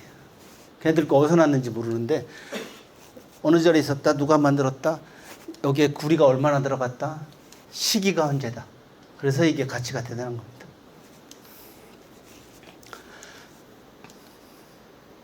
이게 아산의 걸메리 부분입니다. 이게 아산이라고 하면 잘 안 믿기실 거예요. 예, 4km 남았습니다. 요 얘기는 지나가야 될 것 같아요. 아산에 있던 목불인데 이러저러한 이유로 서울 안암동 개운사에 이 불상은 안암동 개운사에 있고 이 안에 복창 터진다고 하죠. 안에 이 불상을 조성하면서 내력을 갖다가 신성성을 부여하기 위해서 갖다가 배 안에 꽉 채운 성물들은 조계사 불교 박물관에 있습니다. 둘 다 각자 보물입니다. 야산 거예요. 저기 영인산에 있는 축봉사에 있던 고려 때 축봉사에 있던 불상입니다. 제 등치만한데 얼마나 이걸 다 자시고 있습니다. 이걸 뚫뚫 말아가지고 여기. 저 빨리 가자. 여기에 내용 말씀드리면 길지만 이렇게 써 있어요. 뱃속에서 나온 글귀에 고려국 아주 축봉사 딱 써 있고 진사 최춘이라는 사람이 이 불상 이 퇴색돼서 금을 다시 칠하는데 아끼던 말을 팔아서 희사했다. 제네시스 80을 팔아서 희사했다. 이 소리입니다. 그 낱낱이 다 써 있습니다. 이게 가까이 본 모습이고요. 이게 낯설으실 텐데 창경궁입니다. 창경궁은 어려서 제가 유치원을 다녔어요. 그래서 어려서 창경궁을 갔을 때 사진 찍고 한 게 지금도 있는데 서울 사람들은 정말 좋겠다. 이렇게 놀이기구도 타고 벚꽃도 예쁘고 동물들 온갖 희귀한 동물들 코끼리도 있고 기린도 있고 일제가 조선의 궁을 유원단지로 만들고 천을 다 메꿔서 사쿠라를 심었던 가장 폐악질을 한 대표적인 곳이 창경궁입니다. 지금은 복원을 해서 다 이렇게 명정전 제 주 본전이 이렇게 살아있는데 요거를 왜 보여드리냐면 창경궁에 이제 최초의 식물원이라고 이것 때문에 이거 안 부셨죠. 동물원은 전부 과천으로 옮기고 놀이기구하고 동물원 다 옮기고 사쿠라 다 뱄습니다. 근데 최초 식물원이라고 남겨놨는데 여기에 문정전이라는 건물이 있어요. 요 앞에서 사도세자가 뒤지에 갇혀서 말라 죽은 데입니다. 정조가 장원세자가 아니라 효장세자 아들로 입적을 해가지고 세 손이죠. 아들을 죽였으니까 정조가 왕이 딱 되는 일성이 나는 사도세자의 아들이다. 그 어렸을 때 여기에 할바마마 나 좀 아버지 좀 살려주세요 했는데 제 당장 끌고 가.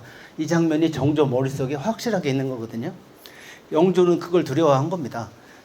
나중에 얘가 자기를 원망할까 봐 또 아버지에 대한 것이 그거를 밝히는 순간에 그거를 자꾸 부각시키는 순간에 지금 중앙 정계에 있는 관료들이 피바람이 나는 거예요. 근데 정조의 일성이 사도세자의 아들이다. 근데 사도세자가 움직였던 모든 흔적을 생전에 싹 없앱니다. 정조가 하나도 없습니다. 그래서 있는 거는 정조가 자기 아버지 묘를 윤건능 있죠. 윤능이 사도세자 V자로 갑니다. 윤능이 아버지, 건능이 본인, 정조가 묻혔죠. 이 자리가 바로 사도세자가 말라 죽은 자리인데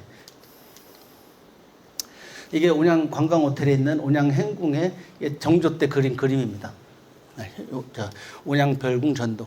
이 그림이 있음으로써 온양행궁을 복원하네 마네 실제 이 자리에 더 이상 논쟁의 그 쟁점이 되질 못하죠. 관광호텔 입구 옆에 있는 영괴대입니다. 신령스러운 괴수나무가 있는 대.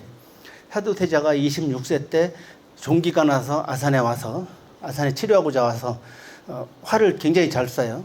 서쪽을 향해서 북쪽에 쏘면 역모입니다. 아버지한테 쏘니까. 서쪽에다 5발을 쏴서 다 맞췄다. 이 기념하기 위해서 여기다 대를 세워라.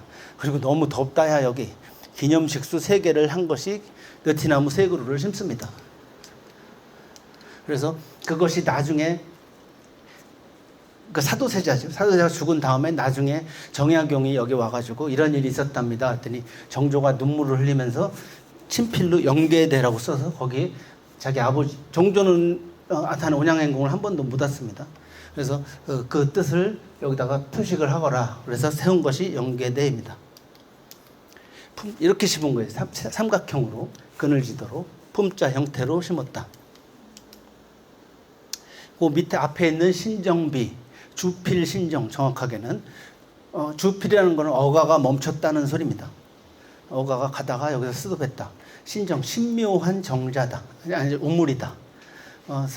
세조가 속리산 법주사 뒤에 가면 복천암이라고 있어요. 거기에 신미대사라는 스님이 계십니다. 신미대사가 사실상 훈민정음의 주역입니다. 근데 스님이기 때문에 완전히 묻혀버렸죠. 그리고 상당한 어떤 도력이 있기 때문에 세조가 신미대사를 만나서 이러저러한 상의를 드리고자 갔다 오다가 연 걸린다 하니까 소나무가 이렇게 올라가서 정의품 송인 거예요. 거기 갔다 와서 온양 행궁에 왔는데 온천물이 펄펄 끓는 온양 온천이 목욕을 했는데 마당을 걷다 보니까 여기 우물터라는 거예요. 그래서 이거 한번 파봐. 바로 옆에는 온천물 나오는데 여기서는 시원한 냉수가 막 올라와요. 그거 참 신기한 일이다 한 것이 신정비입니다. 그래서 세조가 세우도록 지시했고 나중에 많이 마멸이 된 것을 세조의 부인 정의왕후가 다시 더 깊이 새겨라. 또 나중에 현종 때 다시 세우고. 그래서 조선 왕의 흔적이 역력하게 남아 있는 비석이 바로 영계대와 신정비입니다. 청주에 가면은 세종이 왔다더라 다 뻥인데 세종이 잠깐 쓱 지나갔다더라라는 그 한마디만 가지고 지금 초정 행궁을 어마무시하게 복원해 놨습니다. 잘했다는 것이 아니라 그렇게 왕이 쓱 다녀간 것만 가지고도 이거래란 때 인조가 도망가느라고 공산성에 일주일 숨어 있다 와요. 피난 갔다가. 그래서 뭐 누가 임시성을 가진 사람이 떡가져서 인절미가 됐다 이제 그런 소리가 나오는데 그거와 지금 좀 이따 보십시오. 이게 신정비고요. 이건 뭐 여기까지 하면 길고 이거 뭐냐면 온양에서 왔을 때 너무 피해를 준다. 백성들을 피곤하게 한다 그래서 이 온양 인근 사람들한테 특별히 과거를 해가지고 관직을 줍니다. 그래서 온양에서 특별히 과거를 했던 그 답안지 그때 성적표입니다. 이게 이제 복원한 그 조형이 거기 있고요. 아이고 요거 다 설명이 길. 이게 어의정이고 요거 역대 왕이 다녀간 거를 제가 날짜로 한번 따져봤더니 거의 한 400일 됩니다. 그때 왕이 여기 와서 때 닦고 갔다 이런 개념이 아니고 임금이 여기를 올 적에는 적게는 700명에서 많게는 거의 7,500명까지 수행원이 옵니다. 문무백관 다 따라오고요. 수행원 경호원 따라오고요. 군대도 따라오고 그다음에 왕이 왔으니까 밥하는 사람, 빨래하는 사람 오면 보통 뭐 40일도 있고 50일도 있고 이렇게 하는데 대대적인 서울에서 한양에서부터 여기까지 올 적에는 길이고 뭐고 백성들의 그 피해도 컸지만 그 대 이벤트입니다. 내 살아생전에 왕을 시골에 살면서 직접 친견할 수 있는 일이 없는 거예요. 그리고 각 현감, 온양군수, 신창현감, 아산현감도 다 역할 분담을 해서 이렇게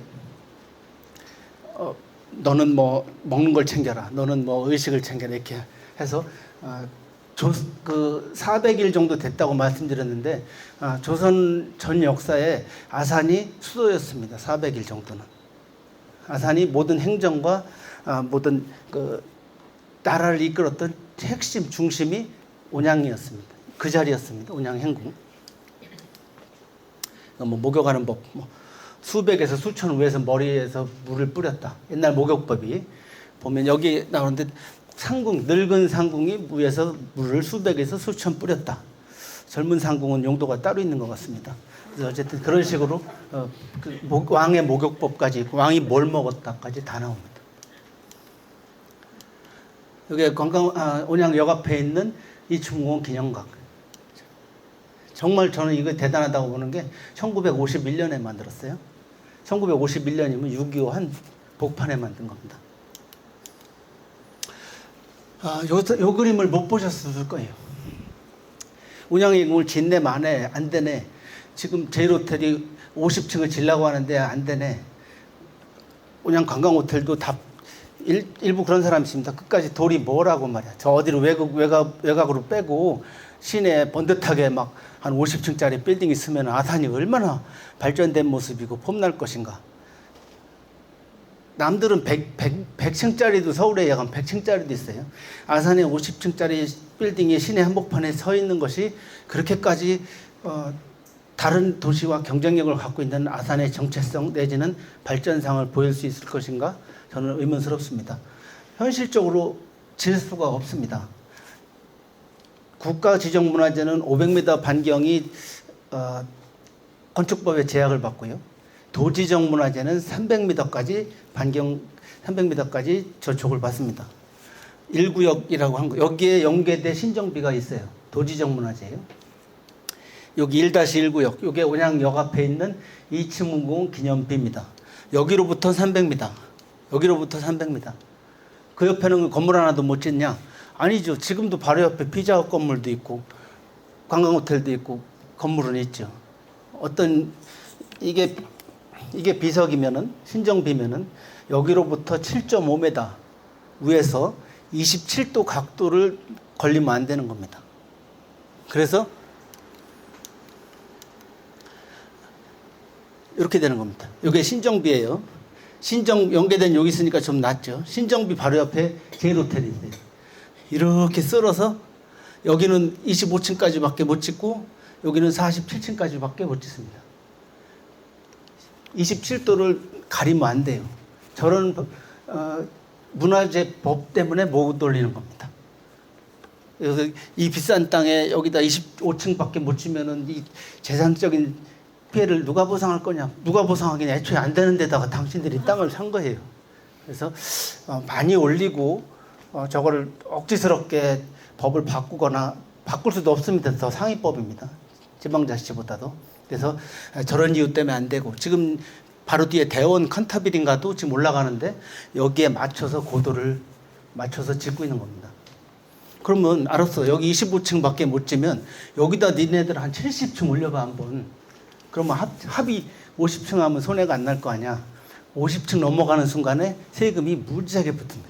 그래서 49층 짓겠다고 자꾸 우기는 거예요. 그래서 이런 이유 때문에 아산에 의견이 다를 수 있을 거예요. 하지만 아산의 정체성은 여러 가지를 볼 수 있을 겁니다.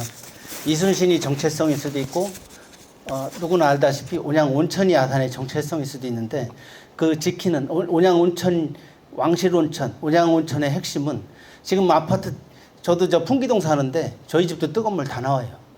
온천에 대한 매력은 옛날 그 온양의 온천을 동네 온천 수안보에 가야 뜨거운 물이 있는 것이 아니라 온천에 뜨거운 물에 대한 효용 뭐 약효가 있으면 얼마나 있겠습니까? 그거보다는 역사성을 지니고 있는 온양온천의 그 유구한 아까 잠깐 빨리 지나갔는데 신라 성덕대왕 때부터 왔어요. 통일신라 때 대왕 때부터 온 것이 아산의 온양온천의 역사입니다. 그 역사를 가장 명징하게 대표할 수 있고 또 역사적으로 고증이 되고 왕의 흔적, 정주의 눈물 어린 비석이 있는 그 온양행궁을 단순한 돌덩어리, 시커먼 돌덩어리 하나가 아니다. 근데 물론 사유재산이기 때문에 그 모든 거는 일제강점기에 그걸 건드려서 그래요. 왕실온천에서 목욕해 보십시오. 이렇게 폼나게 영업을 한 것에서 비롯되지만 어떠한 방법이 강압적으로 그 남의 재산을 어떻게 해서는 안 되지만 반대로 거기다가 다 그 돌덩어리 비석 저 국교천변에다 하나 덜컥 세우고 거기다 건물 무지하게 올려서 아산에 발전된 빌딩군을 건설하자라는 것은 저 개인으로는 반대하고 싶고 일제의 잔재, 일제가 건드려 놓은 왕실의 흔적을 우리가 청산하지 못하고 그대로 이어가는 행위가 아닌가라는 생각을 합니다. 오늘 준비를 한 것에 비해서 제가 그 기술이 없어서 그래요. 이 정도 선에서 마치고 모쪼록 유익한 시간이 적기를 기원합니다. 감사합니다. 예, 장시간 너무나 훌륭한 강의해 주신 홍승균 강사님께 다시 한번 박수 부탁드립니다. 감사드리고요. 혹시 시간이 많이 지났는데요. 정말 궁금하다. 짧게 질문하실 분 있으신가요? 예. 있으신가요? 강의가 너무 훌륭해서. 네. 온양 행궁 복원이 가능한가요 지금?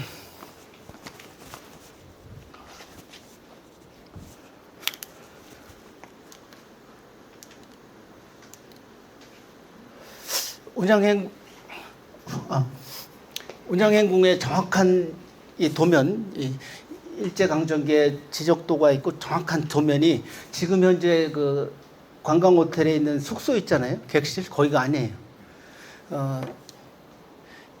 이게 지금 그 도로, 현대병원 앞에 도로부터 원주통닭 아시나 모르겠어요. 거기 일대, 운양농협 일대가 운양행궁의 원래 터입니다. 그대로 복원한다면. 그러면 어떤 분은 그런 얘기도 해요. 그러면 지하도로, 길을 지하로 파고 위에다 하면 될 거 아니냐. 그래도 한 약 절반 정도는 운양관광호텔을 깔고 있습니다. 근데 운양관광호텔은 어차피 개인이 아니라 법인에서 인수한 사유재산이에요. 그거를 강제로 내놔라 또 못하는 거고, 매매를 한다고 그럴 때 그 사람이 천문학적인 숫자를 부를 때 그것도 타협점이 어렵습니다. 굉장히 난해한 문제인데, 제가 얘기하고자 한 것은 현행법으로도 안 되는 거기에 도지적 문화재를 옮길 수도 없고 또 그거를 갈아엎고 거기다 건물을 올릴 수도 없는데, 그 산 사람도 안타깝지만 뭔가 타협점을 찾아서 여러 가지 방법이 있게 전체 복원한 아마 이렇게 됩니다. 원래 복원을 하면 이게 숙소예요. 지금 정문으로부터 여기 건물 운양농협 아산상호저축은행 상가들 쭉 있고, 이게 도로고 이게 현대병원입니다. 이게 제대로 복원하려면 이렇게 맞습니다. 근데 현실적으로 도로를 없앨 수 없으니 관광호텔 권역 약 4,000평을 해야 되는 것이 맞다라는 그 주장도 있고, 일부 복원한다고 할 때 가상으로 600억 플러스 알파 전체 다 그때 FM대로 옛날대로 다 뒤집어서 한다고 할 때 1,500억 정도 든다라고 합니다. 의지의 차이라고 봅니다. 우리가 아는 화성행궁 안에, 거기 화성행궁을 복원하기 위해서 수원 화성 안에 민가가 많았어요. 그걸 화성행궁을 복원하는 과정에서 약 20년 걸렸습니다. 끝도 없이 설득하고, 이건 지금 현재 유네스코 세계유산이죠. 수원 화성이. 그렇기 때문에 일조일석에 어떤 위정자의 의지대로 갑자기 개발한다 그랬다가 다시 복원한다 그랬다가 힘들지만, 전체적인 아산 시민의 의지가 제가 정치적인 것 같아요. 의지가 모여지고 이런 어떠한 유래가 있고 이 터전이 명확한 근거가 있다라는 것을 여기 오신 분이라도 같이 공유하고 싶어서 굳이 이 주제를 꺼냈습니다. 이것도 가상이 1,500억 플러스 알파라고 한 것이 뭐 정확하지 않죠. 일부 할 거냐, 전체를 다 할 거냐. 그럼 또 뭐 죽어도 못 판다. 나는 뭐 10배를 달라. 뭐 온갖 말이 많겠죠. 뭐든 뭘 하려면 다 당연히 갈등과 조정과 뭐 이렇게 절차가 있어야 되겠죠. 혹시 편하게 말씀 주실 분 있으면 말씀 주셔도 좋습니다. 예, 그러면. 저희 포럼에서는 너무 아쉬워서 내년에 다시 한번 모실 예정이고요. 여쭤보진 않았는데, 온양문화원에서 격주로 강의를 하십니다.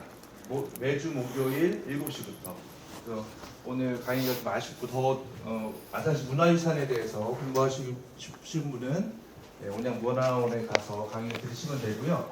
다음 달은 저희가 추석 전주, 제가 9월 22일로 예정이 되어 있는데요. 확정은 아닙니다. 예정되어 있는데, 다음 달에는 아산시, 아산의 역사와 지리에 대해서 매우 재미있고 오늘과 같이 유익한 그런 강의가 될 거라고 생각을 하고요. 다음 달에도 여기 계신 분들은 꼭 참석을 부탁드리겠습니다. 장시간 함께 해주셔서 진심으로 고맙습니다. 감사합니다.